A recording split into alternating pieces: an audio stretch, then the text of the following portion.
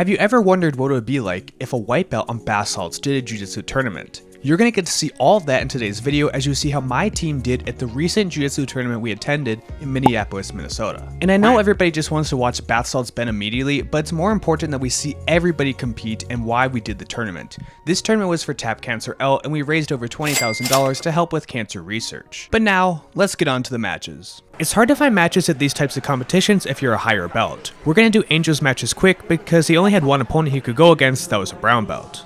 Now just like me, Angel has a fetish with attacking the neck. His opponent decides he wants to try and shoot in against him, which isn't his best choice. As he gets the takedown, he winds up in a guillotine and Angel already is adjusting his hands so he can bring his elbow to the outside. Once he brings his elbow up, it's quick work as his opponent is forced to tap. Angel gets his hand raised, and we can all see that the guillotine is definitely the best submission. Now it was a best 2 out of 3, so unfortunately for Angel's opponent, he would have to face him again. Unfortunately, however, this time the ref noticed that Angel had huge holes in his pants because we don't really respect the gi at our gym. We did eventually find some pants for Angel, but he was acting like he was a different ethnicity and he had something to hide. They eventually got the match started again, and they had some typical gi jiu-jitsu grip battles until his opponent found an opening to go for his own takedown. As he went for the shot, Angel threw him into the front head position. And to maintain dominance over his opponent, once he was able to get to the back, he made sure to check his oil a few times just for good measure. Angel was definitely getting a handful of his opponent. His opponent eventually got sick of having his oil checked and he decided to roll towards guard. But Angel remained one step ahead of him, went to dope mount, and then decided he wanted side control to get the points. This was a 7-minute match, so it's important that he continues to control his opponent while not expending too much energy. Because his opponent decided not to block the hip at all, Angel stepped over to mount to get 4 more points and set up a 7-0 lead. They eventually got reset in the middle, and the first thing that Angel decided to do is he wanted to step off of mount as he was looking for the paper cutter choke. But since he barely trains jiu-jitsu, he actually ended up giving his opponent half guard and he had to bail on the submission altogether. He didn't take too long before he started attacking the far arm for a Kimura, which let him pass the guard again, but his opponent did a nice job continuing to rotate on his hips, so Angel had to let go of the Kimura and retain side control. Angel continued to flow through positions on top, showing off his heavy top control, which completely catches me by surprise, since most of his time at the gym is spent on bottom or trying to run away from people. Congrats to Angel for getting another victory and a pretty easy gold medal. Amber was another one that didn't have many opponents, but she still put on a dominant performance. She did decide to kill some kittens by pulling guard, but it worked out for her as she was able to catch the leg and push herself on top for a really easy sweep. She continues her onslaught by pushing the knee down and she can establish 3/4 mount. However, she couldn't pinch her knee together tight enough, so her opponent was able to retain guard. Her opponent tried to throw her in an omoplata, but she rolled through with the attack and that gave her top side control. After getting to side control and getting her points, she figured she may as well go to mount to continue her lead. And to end the match with style, she slapped on a head and arm choke, dismounted the side control, and got a good tap. The second match was pretty similar, but this time she went for the Darce choke to get the tap, and she had 2 nice finishes over the same opponent. Congrats to Amber. Now if you're all hyped for bath salts bend, the first thing you have to do is like, comment, and subscribe. If you subscribe to the channel, you won't miss any of my videos, and I promise you'll get good content out of me.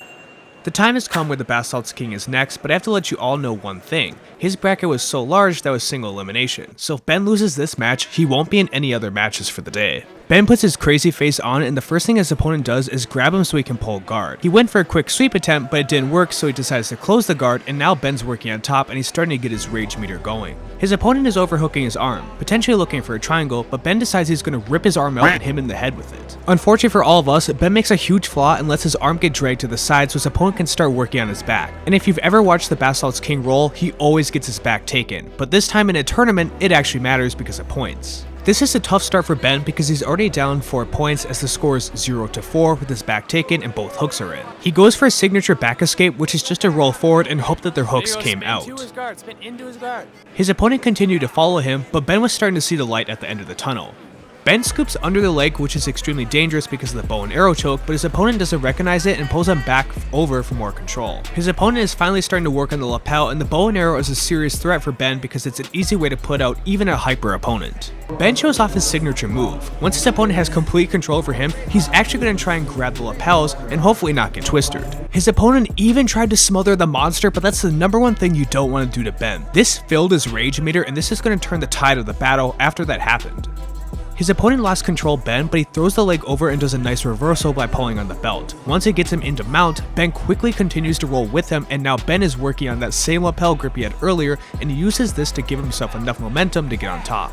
Ben fails at multiple pass attempts, but eventually finds a way through the guard as he's able to get a good grip over the head and then establish side control, giving him 3 points for passing the guard. He continues to use his monstrous strength and brings the leg over right away to mount, giving him 4 more points and complete control over his opponent. Now, I would love to see Ben just hold this position for a while and win the match, but if you want to live by the blade, you have to die by the blade as well. He keeps the match entertaining by going for a wild armbar that had no success chance at all, then winds up on bottom and loses all of his good positioning. Because no points were scored and they went off the mats, then they got to start standing once again. As they stand, Ben goes for a wild hip throw and they both end up on the mat, but luckily Ben didn't get scored on as they were able to stand back up. And staying true to his roots, he goes for the worst takedown the fireman's carry, but he drives forward just enough that he actually succeeds at getting the takedown and he gets 2 more points. Then he scares all of us by almost getting swept over by his opponent. If his opponent sweeps him and stays on top, he surely will win the match. He works his knee cut just enough that he's able to pass the guard and get some more points for passing. With these 3 points, he's now up hit over his opponent, but only by 1 point, and the match is coming close to an end. He wants to solidify his victory by going for mount, but his opponent continues to roll, and he's able to escape from this bad position just at the last second before Ben could get the points. Then Ben goes for the most basic sweep ever as his opponent stood way too close to him, but his opponent did not let Ben get on top, so Ben doesn't get any points for sweeping. Ben then is looking for a knee pick, but he's stuck on his knees, and if you want to wrestle on your knees, you're in for a bad time. Ben is winning this match, so his opponent goes for a Hail Mary attempt to try and win in the last few seconds. He throws Ben over his own back and he tries to take the mount. Luckily, Ben is able to get to his side, so he can establish mount position to get the points. However, his opponent is still on his side and he's working onto back mount. And unfortunately for Ben, grabbing the lapels in this position and giving back mount gives them 4 points. Now Ben is down the scorecards and there's only a few seconds left in the round. The next thing his opponent does to solidify the round is he puts his hooks in and he gets even more points for full back control. It doesn't take Ben too long to escape this position, but unfortunately he's run out of time. He gets on top and he's trying to pass the guard, but all his opponent has to do is hold him from here. As much as I hate to say it, Ben ended up losing this match and he lost the match right at the very end of the round. We all wanted our champion to win, but sometimes it doesn't work out that way. So unfortunately, our king, Basalt's Ben, has lost. And like I said, it's single elimination, so he was out of the tournament with only having 1 match. Luckily, I got him to compete in the next tournament coming up soon, and it's a no-gi tournament. Now, we had some more white belts competing at the tournament, even Zach, who's in the same bracket as Ben, and he was able to redeem him. But if you want to see more content from me with more white belts competing in the tournaments, then you're gonna have to like, comment, and subscribe. Stay tuned for part 2, and thanks to all my current viewers and patrons. Part 2 will be coming soon. But before you go, if you want to look extremely stylish doing jiu-jitsu or other sports, then make sure to check out xmartial.com from my link in the description below, so you can get awesome gear like I have, and you can use promotion code Tyler10 to save extra money.